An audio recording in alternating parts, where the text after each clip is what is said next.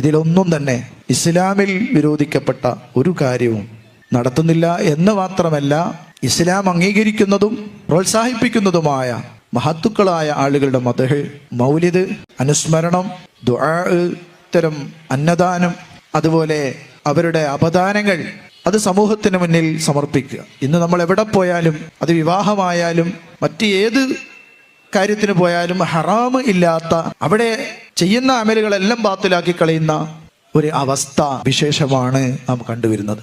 അതുകൊണ്ട് തന്നെ ഇത്തരം മാതൃകാപരമായ മജ്ലിസുകൾ എല്ലാവരും പ്രോത്സാഹിപ്പിക്കേണ്ടതാണ്, എല്ലാവരും പങ്കെടുക്കേണ്ടതാണ്. അൽഹംദുലില്ലാഹ്, കഴിഞ്ഞ വർഷത്തിലേറെ ആളുകൾ ഇതിനോട് സഹകരിക്കുകയും ഇതിന്റെ പരിസരത്തുള്ള അമുസ്ലിം സഹോദരന്മാർ വരെ ആവശ്യമായ എല്ലാ സൗകര്യങ്ങളും, ഇവിടെ വരുന്ന ആളുകൾക്ക് നിസ്കരിക്കാനുള്ള സൗകര്യം ഒരുക്കിയത് നമ്മുടെ പരിസര പ്രദേശത്തുള്ള വീടുകളാണ്.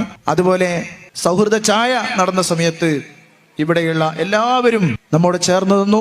എല്ലാ അർത്ഥത്തിലും എല്ലാവരുടെയും പിന്തുണയോടുകൂടെ ഈ മഹത്തായ സംവിധാനങ്ങൾ ഇവിടെ നടക്കുമ്പോൾ എൻ്റെ പ്രിയപ്പെട്ടവരോട് ഒരൊറ്റ കാര്യം ഓർമ്മപ്പെടുത്താനുള്ളത്, കാണുന്ന മജ്ലിസിലൊക്കെ, കാണുന്ന സ്ഥലത്തൊക്കെ പോവുക എന്ന രീതി അത് ശരിയായ രീതിയല്ല.